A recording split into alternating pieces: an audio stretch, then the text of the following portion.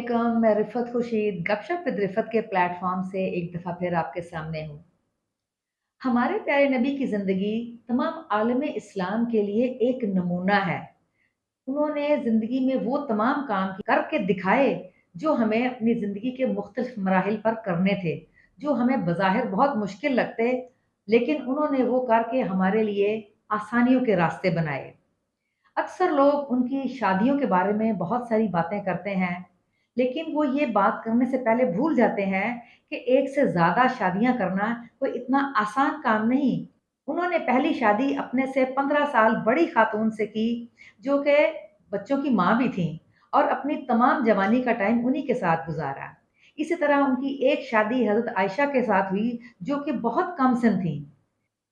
उनकी एक शादी जो हज़रत ज़ैनब से हुई, जो ज़ैद बिन हारिसा की मुतल्लिका थीं, वो शादी मेरे लिए एक इंतहाई हैरानकुन पहलू लिए हुए है। मैं अक्सर सोचती, अब इस दौर में ऐसा क्या होगा जिसमें हमें इस मिसाल की ज़रूरत पेश आएगी। बहरहाल, आज मैं आप लोगों के साथ इसी तरह का एक अनहोना वाक़या, एक अनहोनी शादी शेयर करूँगी जो वाक़ई हमारी ज़िंदगियों में आई।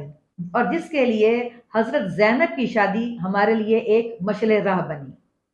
आज मैं आपसे उसी तरह की एक अनहोनी शादी डिस्कस करूँगी।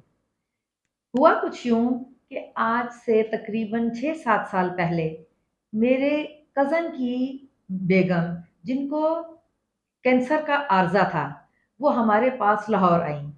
क्योंकि वो गुजरांवाले की रिहायशी थीं और उनका ट्रीटमेंट यहाँ पर लाहौर में शौकत खानम में होना तय पाया था। यहाँ पर आने के बाद उनके मुख्तलिफ प्रोसेसेस हुए, जब उनका एक मेजर सर्जरी भी हुई। इसी दौरान उनकी बहन की एक बेटी जिसका नाम नायला था, वो अक्सर उनसे मिलने के लिए हॉस्पिटल भी आती और हमारे घर में भी उसकी खैरियत मालूम करने के लिए आती। आहिस्ता आहिस्ता आने के बाद हमारी भी उनके साथ मुलाकात हुई और उनके हालात व वाक़यात हमारे भी गोशगुज़ार होना शुरू हुए। तब हमें मालूम हुआ कि नायला जो दिखने में इतनी नौजवान, हसीन और खूबसूरत लड़की नज़र आती है, ये दर हकीकत 7 बच्चों की माँ और बेवा है। वो जब भी आती उनके चेहरे पर बेपनाह परेशानी के आसार होते। वो बात कोई करती और जवाब कोई देती। बहरहाल एक दिन मेरी वालिदा ने नायला से पूछ ही लिया कि बेटा, तुम किस बात पर इतनी परेशान हो? तुम जब भी आती हो, तुम बहुत परेशान होती हो। तुमसे हम सवाल कुछ करते हैं, तुम जवाब कुछ और देती हो। तुम्हारा क्या प्रॉब्लम है? तुम मुझसे डिस्कस कर सकती हो। मेरी वालिदा की ये बात सुनकर नायला ने अपनी खाला, मेरे कज़न की बेगम फ़रत की तरफ देखा और हैरानी से बोली कि खाला, मैं क्या बोलूं? इस पर मेरे कज़न की मिसेस फ़रत मेरी अम्मा से गोया हुई और कहने लगी कि आंटी, ये अपने जेठ के बेटे से दूसरी शादी करना चाहती है, लेकिन खानदान में कोई इसका साथ नहीं देता। उस दिन हमें मालूम हुआ कि नायला 13 साल की थी जब उसकी वालिदा की अचानक वफ़ात के बाद उसके बाप ने उसकी शादी एक 48 साला आदमी से तय कर दी। शादी के बाद जब वो अपने ससुराल पहुँची, तो उसके जेठ का बेटा आसिम उसका हम उम्र था। वो चूँकि खुद अभी कमसिन थी, इसलिए उसकी बहुत जल्द आसिम के साथ दोस्ती हो गई। लेकिन दोनों में एहतराम का रिश्ता हमेशा बरकरार रहा। तकरीबन 10 साल में नायला ने 7 बच्चों को जन्म दिया, 5 बेटियां और 2 बेटे। 10 साल के बाद नायला के शौहर को गले का कैंसर हुआ और 3 साल की अजियतनाक टाइम गुजारने के बाद वो शख्स अपने खालिक हकीकी से जा मिले। अब नायला के लिए एक इंतहाई परेशान कुन दौर शुरू हो चुका था। वो अपने बाप के पास किसी सूरत नहीं जा सकती थी, क्योंकि जिसने अपनी एक बेटी की ज़िम्मेदारी नहीं उठाई थी, वो अपनी बेटी की 5 बेटियों और 2 बेटों की ज़िम्मेदारी कैसे उठा पा सकता था? और उसने साफ इनकार कर दिया था। उसने उसे कह दिया था कि तुमने अपने ससुराल से पाँव बाहर नहीं निकालना। अब उसके ससुराल में तरह-तरह की चह-मैं-गोइयाँ और बातें होने लगी और ये तय पाया दूसरे जेठ से उसकी शादी कर दी जाए। ये सुनते ही आसिम फौरन पूरे खानदान के सामने आ गया और उसने कहा कि इसकी शादी किसी चचा या ताया से नहीं होगी, इस दफ़ा इससे शादी मैं करूँगा। یہ میری ہم عمر ہے۔ سب نے اسے بہت زدوکوب کیا۔ اس کی والدہ نے اور پورے خاندان نے طرح طرح کے فتوے لگانے شروع کر دیے کہ یہ گناہ ہے، یہ ناجائز ہے، تمہارا اپنی چچی کے ساتھ شادی کرنا ایک گناہ کی بات ہے۔ تم کیسے اپنے چچا کی بیوہ، جو کہ رشتے میں تمہاری چچی تمہاری ماں کے برابر لگتی ہے، کیسے شادی کر سکتے ہو؟ چنانچہ جتنے منہ تھے اتنی ہی باتیں، اور کوئی بھی شخص یہ بات ماننے کو تیار نہ تھا، جبکہ آسم اس وقت تک اپنے علاقے کے بہت سے مولویوں اور مفتیوں اور سمجھدار لوگوں کے ساتھ رابطہ کر کے یہ بات جان چکا تھا کہ اسلام کے مطابق اس شادی میں کوئی حرج نہیں۔ حتیٰ کہ وہ جامعہ اشرفیہ بھی گیا اور وہاں جا کر بھی اس نے اس بات کی تصدیق کی، لیکن خاندان میں کوئی شخص اس کا ساتھ دینے کو تیار نہ تھا۔ یہ ساری صورتحال جب فرد بھابھی نے میری والدہ کو بتائی، تو میری والدہ نے یہ ساری بات سن کر کہا کہ ہاں، یہ بات بالکل ٹھیک ہے، یہ شادی ہو سکتی ہے۔ ہم سب لوگ یہ باتیں کرتے رہے۔ اس دن جب آسم نائلہ کو لینے کے لیے آیا تو میری والدہ نے آسم کو اندر بلوایا۔ اس دن ہماری آسم سے پہلی ملاقات تھی۔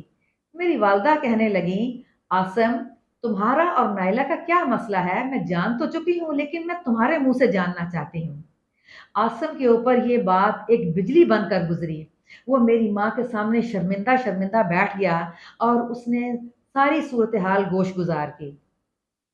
وہ کہنے لگا کہ ماں جی، آپ کے ساتھ آج میری پہلی ملاقات ہے، لیکن آپ میری آخری امید ہیں، کیونکہ آپ واحد ہستی ہیں جنہوں نے آرام سے بیٹھ کر میری ساری بات سننی ہے، ورنہ مجھے تو کوئی یہ بات اپنی زبان پر ہی نہیں لانے دیتا۔ سارا خاندان مختلف قسم کے کفر کے فتوے مجھ پر لگائے ہوئے ہے۔ اب تو میں اپنے باپ اور بھائیوں کو بھی کنونس کر چکا ہوں۔ میں نے اپنی والدہ اور والد کو دھمکی دے رکھی ہے کہ اگر انہوں نے میری بات نہ مانی تو میں گھر چھوڑ کر چلا جاؤں گا، جس کی وجہ سے اس بات پہ ایگری ہیں، لیکن اب ہمارا کوئی ساتھ نہیں دے رہا۔ یہ ساری صورتحال جاننے کے بعد میری والدہ نے آسم سے کہا کہ بیٹا، کیا یہ ممکن ہے کہ تم ابھی جاؤ اور اپنے گھر جا کر اپنے باپ، اپنے بھائی، دو عدد گواہان اور نائلہ کے دونوں بیٹوں کو اپنے ساتھ لے کر آؤ، تاکہ آج تمہارا نکاح کیا جائے۔ یہ بات سنتے ہی آسم پر شادی مرگ جیسی کیفیت طاری ہو گئی۔ وہ خوشی سے دیوانہ سا ہونا شروع ہو گیا۔ وہ کہنے لگا، ماں جی، آپ 2 گھنٹے کہہ رہی ہیں، میں 1 گھنٹے کے اندر یہ تمام انتظامات کر کے اور کھانا لے کر آتا ہوں۔ میری والدہ کہنے لگی کہ تمہیں کھانے کی اور نائلہ کی طرف سے گواہان کی کوئی فکر نہیں ہونی چاہیے۔ اس کے بیٹوں کو صرف میں اس لیے بلوا رہی ہوں تاکہ وہ گھر جا کر بہنوں کو اور اپنے خاندان کو بتا سکیں کہ تمہارا نکاح ہو چکا ہے۔ سو تم صرف جاؤ اور اپنے باپ، بھائیوں اور اپنے علاقے کے مولوی صاحب کو لے کر آؤ۔ ساتھیوں، ایسا ہی ہوا۔ تقریباً گھنٹے 1.5 گھنٹے کے بعد آصم اپنے تمام مطلوبہ افراد کو لے کر ہمارے گھر پہنچ چکا تھا۔ اسی دوران ہم نے ہوٹل سے کھانا منگا لیا تھا۔ میں بہت پریشان تھی۔ میں نے اپنی والدہ کی طرف بہت پریشانی سے چند ایک سوال کیے، جس کے جواب میں میری والدہ نے کہا کہ بیٹا، زندگی میں اگر کوئی شخص پریشانی میں اپنی ضرورت کے تحت آپ کے سامنے اپنا سوال دستے دراز کرے تو گھبراؤ نہیں، پریشان مت ہو، کیونکہ وہ اندھیرے میں ہے اور اسے روشنی کی ضرورت ہے۔ تمہیں فخر ہونا چاہیے کہ تم اس کے لیے روشنی بن رہی ہو، اور اس کے مسئلے کا حل تمہارے پاس ہے، اور رب نے بھی تمہیں چنا ہے تاکہ تم اس کے لیے آسانی کا ذریعہ بن سکو۔ سو ایسا ہی ہوا۔ 1 گھنٹے کے بعد نکاح کی ساری رسومات ادا کرنے کے بعد کھانا دیا گیا۔ اس کے بعد میری والدہ نے دونوں کو اکٹھا بٹھایا اور دعاؤں کے ساتھ رخصت کرنے سے پہلے یہ کہا کہ دیکھو بیٹا، زندگی گزارنے کے 2 ہی اصول ہوتے ہیں، یا کسی کی جیسا بن جاتے ہیں یا کسی کو اپنا بنا لیتے ہیں۔ اس لیے میری دعائیں تمہارے ساتھ ہیں۔ میں خواہش کروں گی کہ تم دونوں مل جل کر جو اتنی بڑی ذمہ داری اٹھائی ہے اس کو اچھے طریقے سے نبھا سکو۔ ہمیشہ سلوک اور اتفاق سے رہنا اور کسی کو اپنے اوپر انگلی اٹھانے کا موقع نہ دینا۔ بہرحال آسم نے شادی کے بعد کیٹرنگ کا کام شروع کیا، اور اس کے لیے اس نے کچھ لوگوں سے پیسے بھی ادھار لیے۔ اللہ تعالیٰ نے اس کے بعد اس کے اوپر اپنی خاص رحمت کی کہ اس کا کاروبار راتوں رات دن دگنی اور رات چگنی ترقی کرنے لگا۔ इसी दौरान यके बाद दीगरे 4 बेटियों और 1 बेटे की शादी बहुत धूम-धाम से की। आज इस बात को 6 साल हो चुके हैं।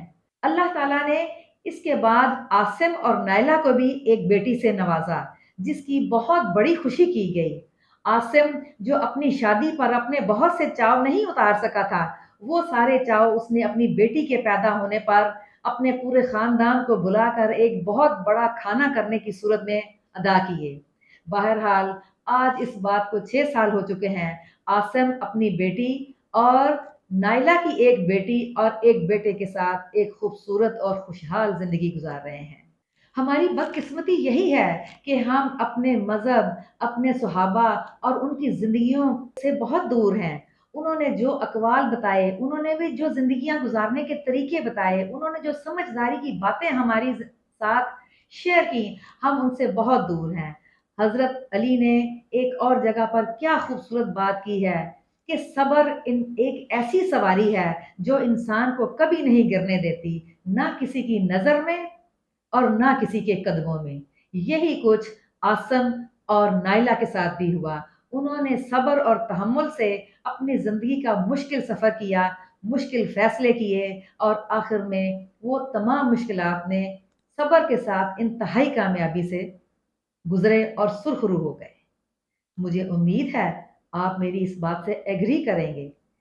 इंशाअल्लाह अगली दफ़ा मैं एक और वाक़े, एक और कहानी के साथ आपके सामने आऊँगी। आप मेरे चैनल गपशप विद रिफ़त को सब्सक्राइब कीजिए, इसे लाइक कीजिए, मेरी कहानियों को शेयर कीजिए और अपने कमेंट्स से मुझे ज़रूर आगाह करते रहिए। मैं इंशाअल्लाह अगली दफ़ा एक नए वाक़े के साथ आपके सामने आऊँगी। तब तक के लिए इजाज़त दीजिए। अल्लाह हाफ़िज़। अस्सलाम वालेकुम।